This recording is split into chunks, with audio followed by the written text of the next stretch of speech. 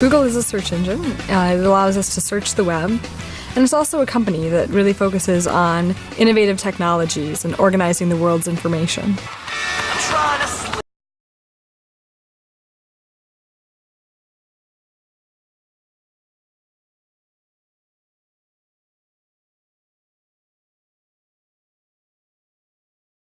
When we say all the world's information, we really do mean all. We've focused primarily to date on web pages, but now our efforts are expanding into things like books, printed materials that would appear in library, into videos, into a lot of different modes and mediums that we think we can help people organize information. The Internet and the World Wide Web have become part of our public and private lives. They now have over 1 billion users. Millions of pages of information from all over the world are available in our homes at the click of a mouse. How did it happen? Vint Cerf is one of the Internet's founders. In 2005, he started work at Google. You've been named the father of the Internet. Yes, I've been named the father of the Internet, but it's not accurate. Bob Kahn and I did the design work in 1973. He really initiated the program at the Defense Advanced Research Projects Agency. And so it's fair to say that the two of us had the primary involvement in the creation of the Internet's design. But after our first paper was published in 1974, there were just thousands of people involved in making this actually happen. Could you ever foresee at that time that the Internet would take such a flight? The technologies that we are very commonly familiar with today were visible to us in the course of this work. But could we have foreseen the side effect of 1 billion people having access to this facility, pouring information into this? No, we couldn't see that. People began to learn very quickly how to compose information that could be put into the World Wide Web. And now the question is, how do I find it? Companies like Google and others that have found ways to index the entire Internet contribute to the utility of all that information going into the system. In the mid-1990s, many search engines were launched to help users find information on the Internet. About this time, 2 young men enrolled at Stanford University, Larry Page and Sergey Brin. While the Internet bubble burst around them and one company after another folded, they were developing the ultimate search engine. In 1999, with a starting capital of $100,000, they founded Google. When the company went public in 2004, they became overnight billionaires. And Google, with over 6,700 employees, became the world's fastest-growing internet company. Larry and Sergey, they didn't actually want to start a company. They wanted to sell their search engine technology to an existing company. And they went around to everyone, and everyone said, well, our search is at least 80% as good as the next person's. Isn't that good enough? And Larry and Sergey said, no, it turns out that last 20% really does matter. And the fact that our search is noticeably better than everyone else's will make a big difference.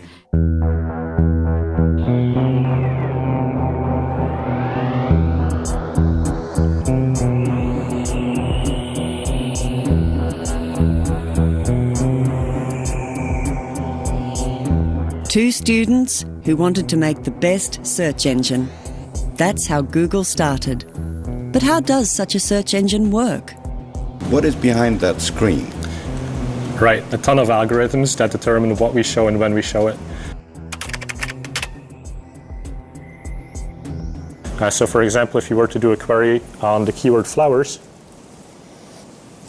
you would see that the page pulls up. One thing that's important about this, it pulls up very quickly. So that's always been a core thing of Google. We want to provide the best user experience, and if you have to wait for your search results a couple of seconds, that's not a good experience. So page loads very quickly. And then as you can see, we have sort of 2 areas on the page. We have the organic search results, which you will see on the left-hand side. And then you have all of your advertising, which you will see as sometimes the top results on the page. These are clearly marked in a different color, and then we also have them on the right-hand side of the page. For the organic results, the guy who ends up first is happiest of all, I take. Obviously. So how does PageRank work? How does he get there? The way that PageRank works is it looks at incoming links into websites. So essentially the idea is that if somebody has a website, say about flowers, and their website has become an authority on the subject, then it's likely that other people will have links pointing to that website because they feel there's a lot of value on that website and there's something interesting there, so they make links to it. And by looking at all of these links coming in, we can then determine how valuable that page is. Now what we also do is we look at where did these links come from. For example, if somebody had a link from the NewYorkTimes.com to a website, then we understand that the New York Times is more respectable than maybe my personal website. So that has a bigger boost in the way that your page will be ranked in the organic results. The question is, how is the choice made to rank the New York Times higher than a personal website, for instance? There are mechanisms that we and others use to try to assess which information is thought to be the most relevant. After all, the party who's doing the search wants information which is most relevant to the specific terms that have been used in the search query. Relevance in our world, in part, is conferred by by knowing how many websites are pointing to a particular place. The more that point to a place with a hyperlink, the more likely it is that that must be important information. So then you start ranking the importance of the places that are pointing by trying to see how many places point to them. It's more complicated than that, but if we get too much deeper into this, it's getting into the trade secrets of Google, which I don't want to do. So we're confronted with this huge mass of information. We try to figure out what's relevant based on these various hints. But in the end, each of us has to decide for himself what our reaction is to this information.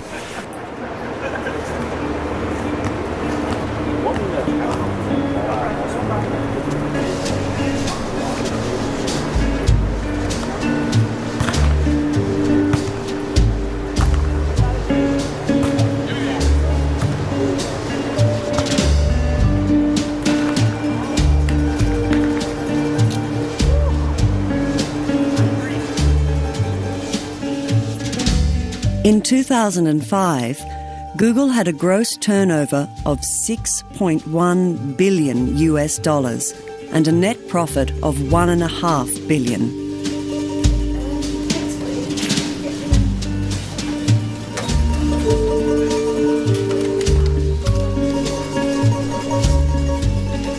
Google makes its money by advertising. So if you think about consumers, a lot of consumers around the world go to Google and type something looking for something. They get a set of natural results.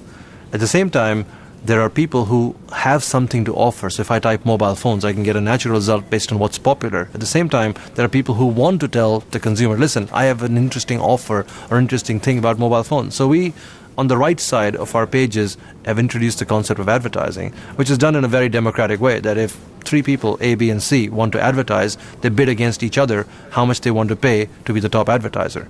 Now, to keep the consumer's interest in mind, we also track the relevance of the advertiser and say, well, A advertised even though he paid $1, and B advertised because he paid 95 cents, and C paid 90 cents, and it should be A, B, and C.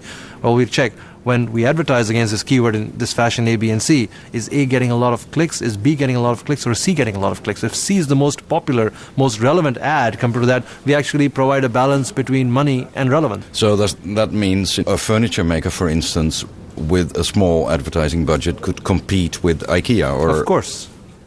You can. If you believe you have a much better compelling proposition than somebody else, you can compete on a particular keyword by keyword basis. You don't have to buy the entire 30 seconds between the Super Bowl or the World Cup to be able to compete.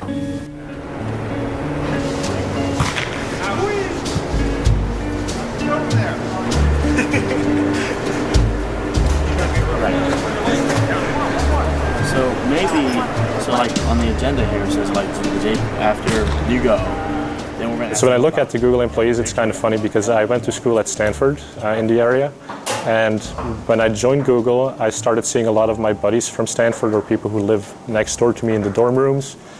or professors even. So it's really kind of an extension of college in many ways. There's very smart people.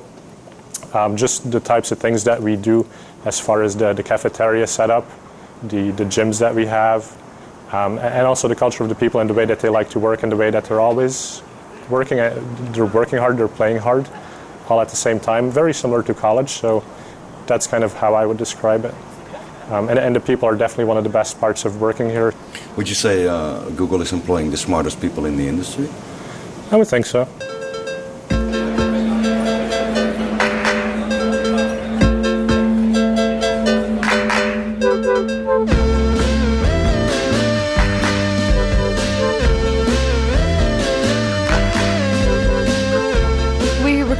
People now all over the world with lots of different means and methods into all kinds of jobs. Engineers, product managers, business operations, even chefs and masseuses. And we had the world puzzle champion working at Google. And we had people who really liked doing brain teasers and riddles. I've seen a photograph of a big billboard sign over a crossroads somewhere in San Francisco. What was that all about? Well, interestingly enough, what happened was there was an equation where if you solved it, it gave you a series of numbers. And if you found that series of numbers and you typed it into an internet browser, and I think so, if you typed it as www.thatsequenceofnumbers.com, it redirected you to the Google Jobs page. So for people who solved this cryptic riddle on the side of the road, they were then led to sort of a secret website that redirected them to Google Jobs. So then they knew and understood who was behind the billboard. It seems like a nice company. And American business students agree. After McKinsey Management Consultants, Google is their most popular employer. But one question remains. Just how reliable is Google's search method? How watertight is it? If I look for the truth about the Holocaust, an indisputable fact, the first thing I find is Holocaust denial. Whose truth are you seeing when you search with Google or any other engines? Google tries very, very hard to be neutral with regard to opinion. Tries to be neutral. Tries to be neutral with regard to opinion. It does not apply an ideology to its rank ordering. It applies algorithms to the rank ordering, but those algorithms are intended to be as objective as possible. The Google results are very much bottom-up. Whatever is there, and Google doesn't invent anything, so whatever it sees is whatever people have put onto the network. We don't produce our own information.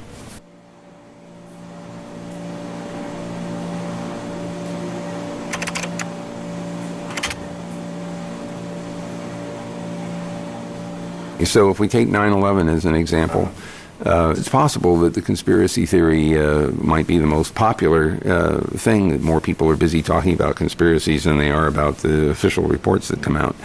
And if that's the case, we're back to critical thinking on the part of the recipient, the searcher, who has to decide which of the many matches on that search that particular person cares to look at and finds the most valuable.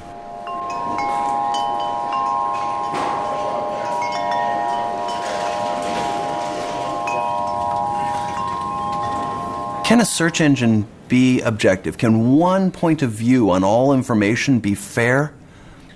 No, by definition, not. Brewster Kahle lives in San Francisco. He founded the search engine company Alexa Internet, which he sold to Amazon in 1999 for $250 million worth of Amazon stock. He's the founder and director of the Internet Archive, a non-profit-making organization aimed at ensuring digital information is freely available. Navigation through information is a very subjective thing. You can go and say, it's all going to be some big algorithm of the sky. It's just not true. There's decisions every step in the way when you're building search engines. What to crawl, what not to crawl, what to value more than others. How popularist do you make it? How much do you have it reflect what other people have done as opposed to innately? All of these things are baked into a set of computer algorithms. Could Google be biased if Google would want? Well, the attempt to introduce biases is hard if those biases have to be algorithmically introduced for all possible information. This gets, mathematically hard.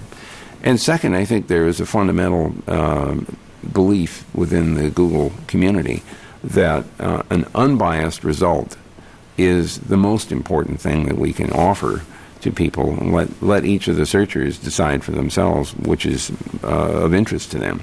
And as I said before, trying to adapt these algorithms to work well on an individual basis so that we deliver that which is most relevant to a particular party is a very important part of our philosophy. And if Google remains a very popular search engine, I think it will be because it was trying to be relevant to individuals as opposed to trying to assert that it has somehow discovered the truth.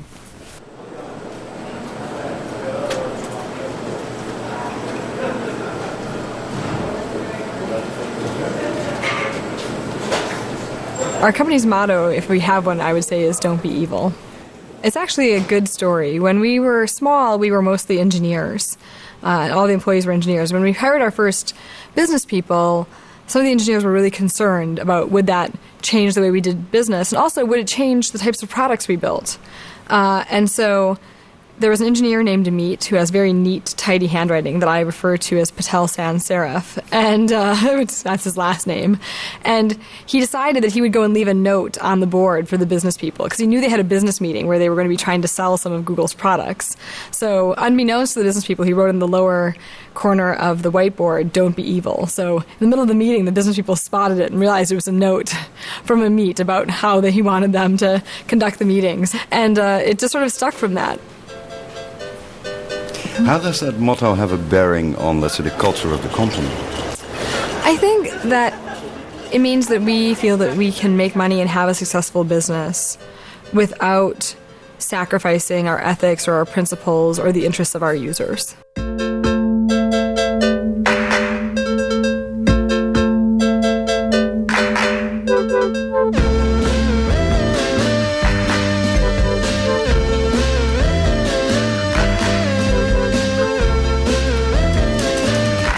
Google is now the world's most popular search engine.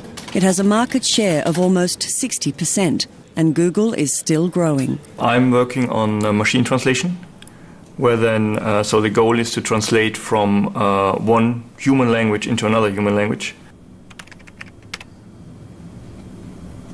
If right now you have,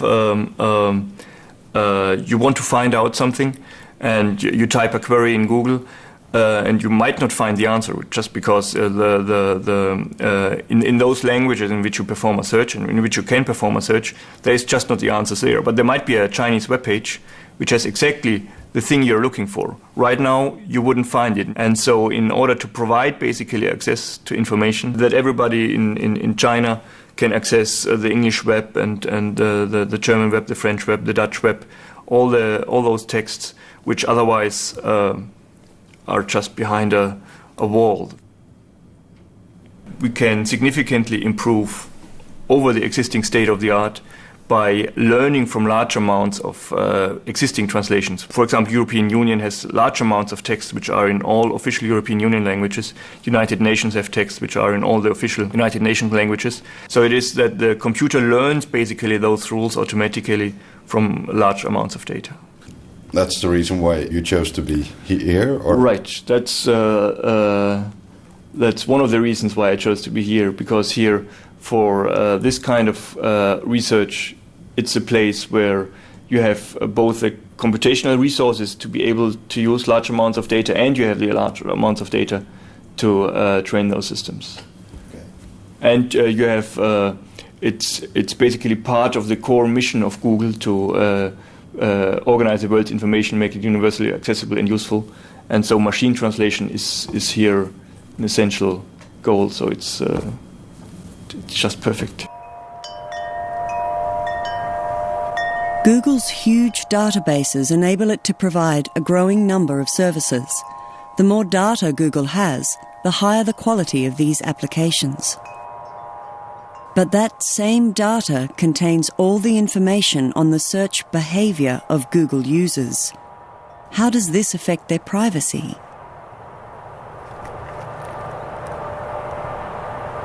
Ian Brown is a member of the Open Rights Group, a British organisation aimed at protecting private information in the digital era.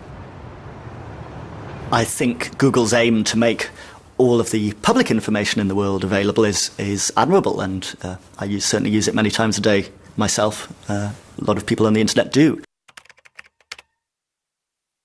I think they need to be much more careful about personal information.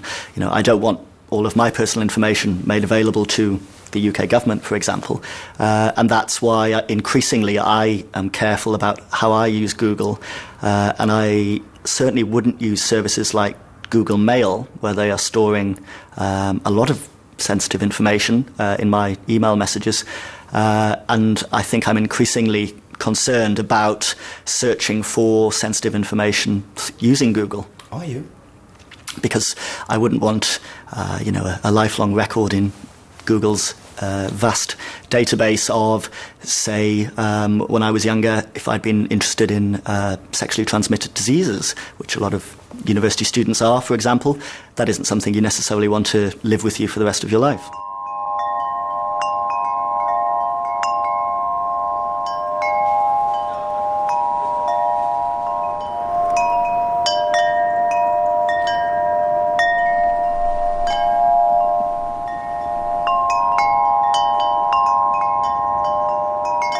How are you going to convince me to trust you? We're clear in our privacy policy that we aren't retaining your search information because we want to, say, profile more about you. We're retaining the search information we retain, we do for quality purposes. We review it only in aggregate. We do aggregate computations to try and understand how to make searches better. So, for example, if you search for football and click on result number 3, we want to use that information. So next time we take result number 3 and make it number 1. And so we have to have some retainage in that way in order to better the quality of the search experience you have on Google. So I think that, when you're asking questions of trust, a lot of times you're asking questions around motivation.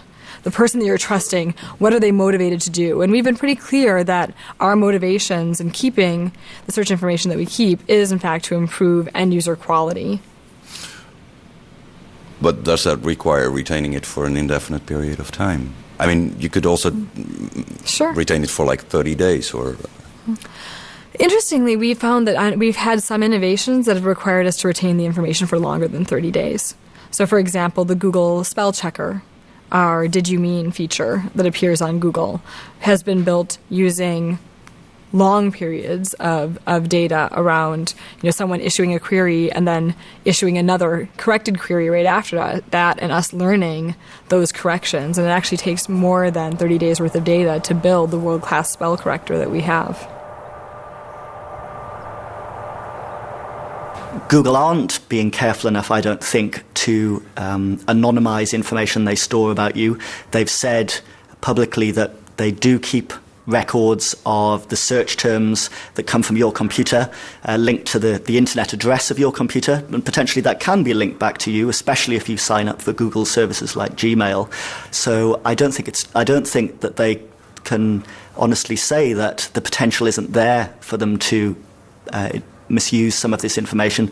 We've seen in recent months that it's not just Google's decision either. Even if Google was the entirely pure company that they claim, you have other interested parties. For example, the US government demanded last year that Google hand over information on what people were searching for.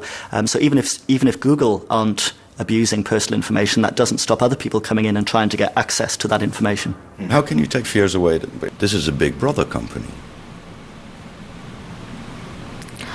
I guess I just don't agree, and I don't think of it that way. Making all the world's information available. Why would one want to do that in the end? Well, you can take a philosophical approach, you can take a business approach. I think if you go back in history, and if you look at every culture, every society, the availability of information has always made that society develop at a faster pace, whether it's getting them to be more innovative, whether it's getting them to be more informed and therefore, more enterprising, whether it's the feeling of sort of liberation for them. So information has always had a role in people being liberated, innovative, a more vibrant society.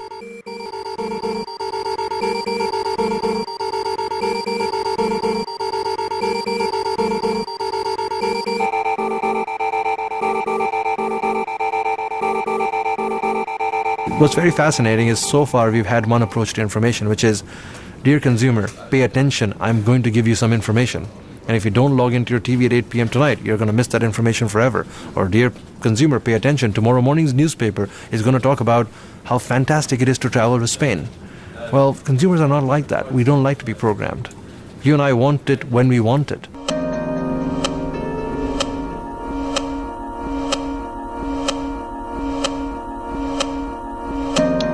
The opportunity of our time is to have all the published works of humankind accessible to everybody. We have the technology of storage, we have the networking to be able to give distribution, and we have the political will to live in an open society. The idea of having universal access to all knowledge is within our grasp.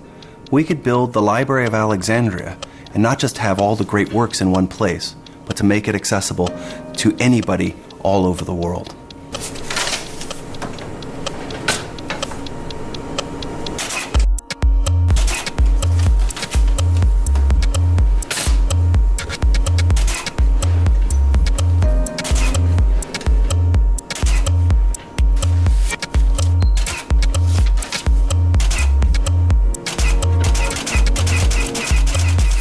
The question is, what is going to be the role of the private sphere, the companies, corporations, and the public sphere, government, libraries, universities, and the like? What's the future as we bring large amounts of information? Is it going to be largely a private enterprise or a public enterprise?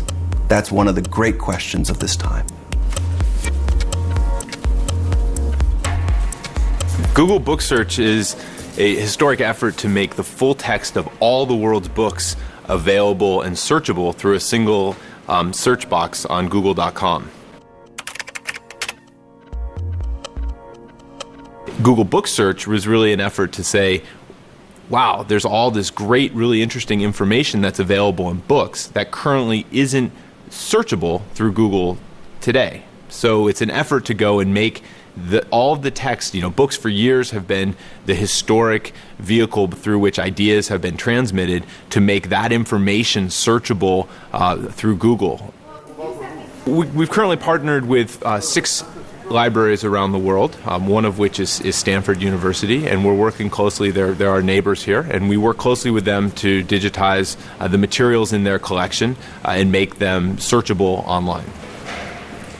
With this robotic book scanner that we have, we can do 15 to 40,000 books a year. I would be a very, very old man before we did 9 million books at that rate. So the Google came to us with a proposition to invest heavily in this and to invest innovatively in this and to give us back copies of the digital copies that they made, as well as not damaging the books. So the private partner is the only partner that came to us with a conception that was big. The Internet Archive is working with about 30 libraries, also with Microsoft and Yahoo, Adobe, HP, and put together an organization called the Open Content Alliance. The idea is to build an open library system where different organizations pitch in to build a digitized repository of books that's open. Are you in a position to compete with Google in this?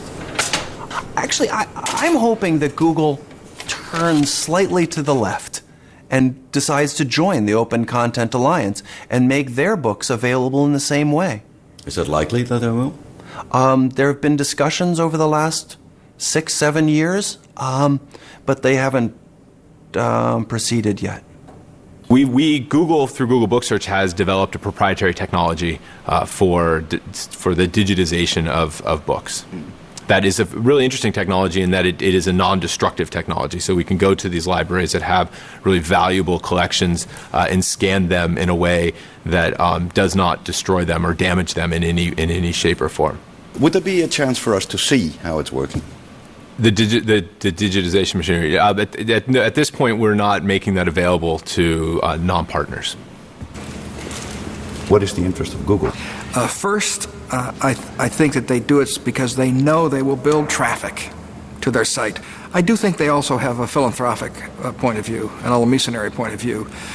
They are literally trying to do good while doing well. They're trying to do good for the public, wherever that public might be, while they're doing well in their profit column. Google's just another corporation, and they'll take advantage of their assets to try to use it as an advantage in the commercial marketplace. That's all they are, and that's all they can be under our system. What guarantee do I, as a user, have that Google is not going to charge me for it in the future?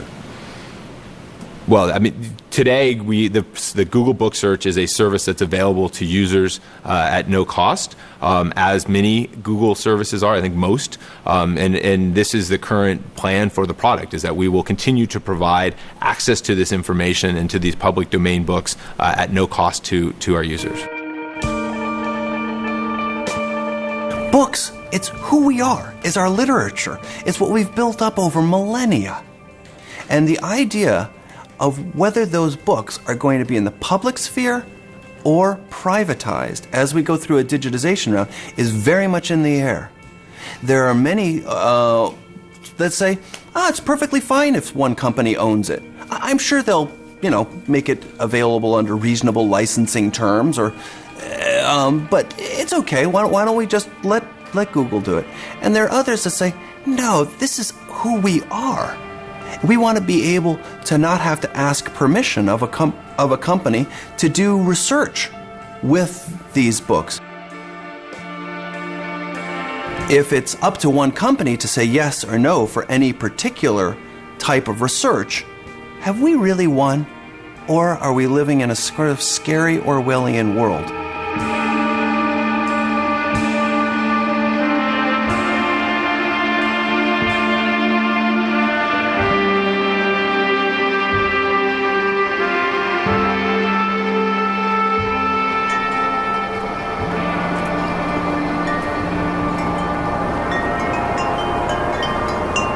I think Google is getting to the size where they will have to be watched carefully by competition authorities in the US and Europe.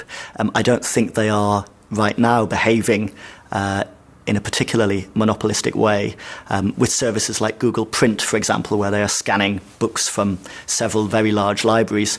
As far as I know, they haven't restricted those libraries from also supplying their books to other search engines. I think if they did start to engage in that behavior, then you would want the competition authorities to step in.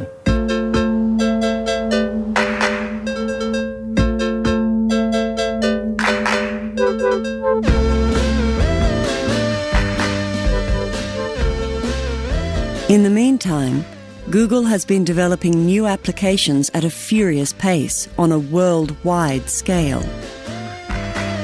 So we really expect everyone to have some element of innovation in their jobs. So when engineers are building products for our users, a lot of times they know the classic formula of what they should build, but they'll find a new flair or a new twist that they can offer. And that's really where a lot of this innovation comes from.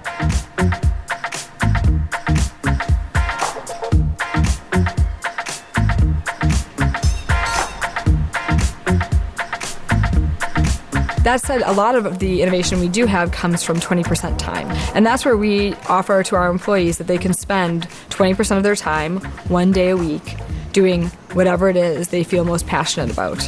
That's where a lot of their excitement and joy comes from. And that's when the really good ideas get unleashed.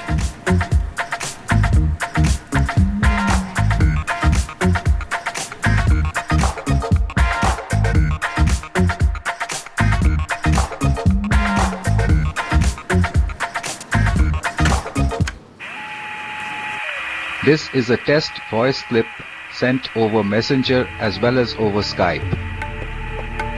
For 7 years, Sugata Mitra has been installing computers in the streets of India for both school children and street children. It's known as the Hole in the Wall project. A number of African countries, Venezuela and Argentina, have also shown interest in Dr. Mitra's project. The idea was to see if children can teach themselves how to use a computer. This is important in countries like India, where there are not enough teachers and not enough schools. The results are that up to 200 children can teach themselves to use a computer using only one playground computer. And in 9 months, they teach themselves enough to be able to do all the usual functions on a computer. The most common use is, of course, for downloading games and music. But after a few months, when they get tired of it, then they also start browsing and use Google to help them with their schoolwork, which is quite interesting.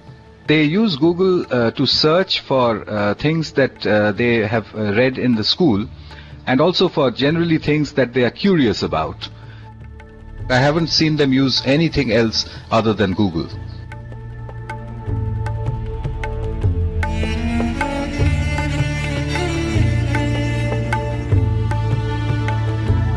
The danger to education of having only one point of view on information is that everyone will start to have just that point of view.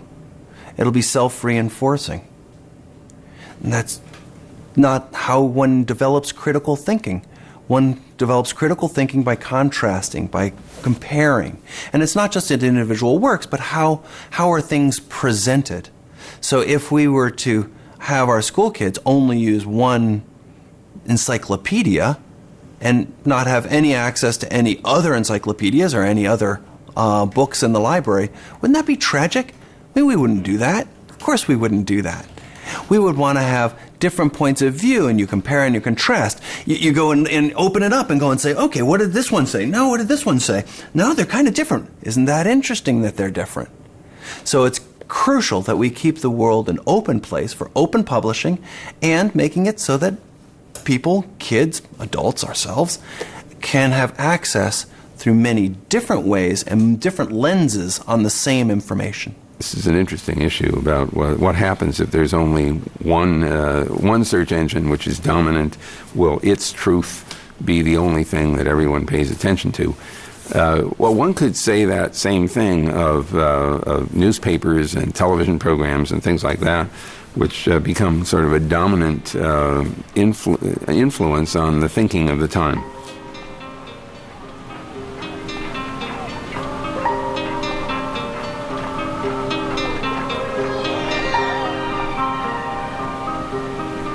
Everyone is free to build their own search engines, and in fact, there have been many in the history of the Internet so far. Google is one point in time.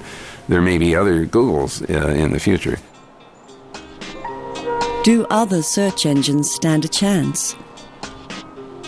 Google's market share is now so huge it seems to have a monopoly.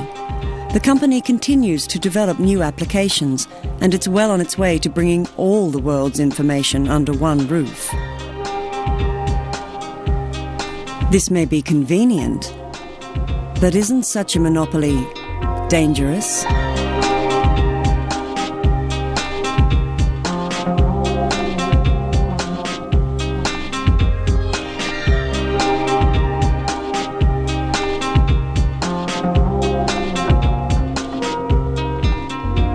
This is Google Earth. This is a application that can basically allow you to browse the entire world from outer space down to your driveway.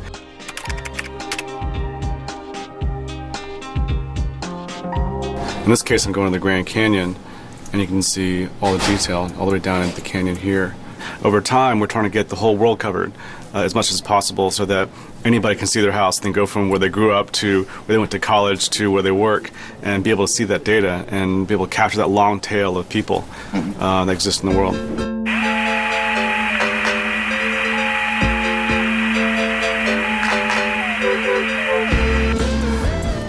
Let's go over to Heathrow, and this particular area is also aerial photography, and you actually can read. There's Air France, Air Canada. There you go. So there's it's pretty. Some areas are that high detail, some are less so, and just varying different degrees of resolution. Aren't you in the end afraid that political or security issues will kind of blow up the beauty of the thing? I don't know if I'm necessarily. I think not sure if fear is the right word. I think that I'm hoping that I don't know. I don't know if I'm necessarily opinion in terms of whether it's something that we should definitely address. I think that we should definitely make sure that people, just like privacy issues, security issues, make sure that those are, and we talk to the right people who are very well and are knowledgeable about those areas and work with them to come with the right solution. I'm definitely, it's like anything that's a big thing. There's always these things that you have to, it's never necessarily a straightforward path, the big things. So, but basically what you're saying, first you have designed the technology and then you're going to see how to solve those things, instead of the other way around. I think that it came from a love of what it was. I mean, we saw something that was amazing and we wanted to see it happen.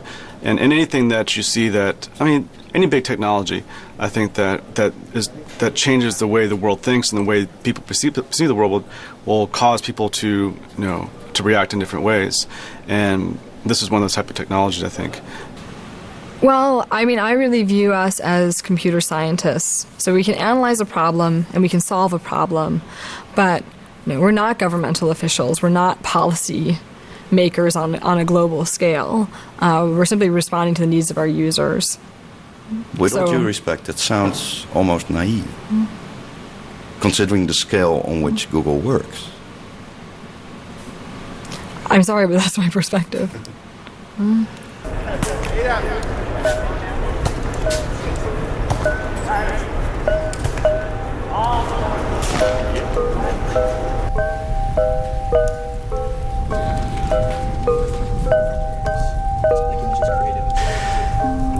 I think Google's got to such a size now and it's used by so many people that it's going to have to step very carefully to avoid accusations of Big Brother behavior.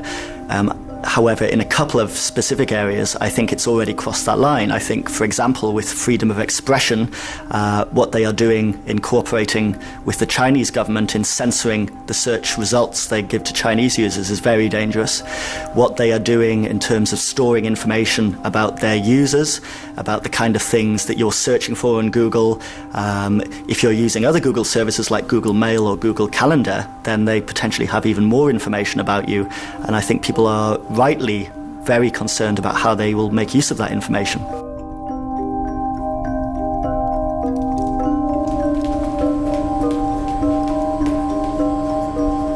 As an ignorant consumer, you're implicitly saying to me, trust me. I sense that you're really trying to hammer this point through about trust me. Could I suggest to you that in the business you're in, the production of television programs, you're saying the same thing to the audience, trust me. You have every opportunity to manipulate this interview and any other, if you chose to do so, to bias it according to a particular philosophy that you have. And yet I'm sure you would tell me that your intent is not to do that you're trying to get all sides of the picture in place so that the viewer gets to decide what is true and what isn't true. It's true in all media that there is an implicit potential for that kind of bias.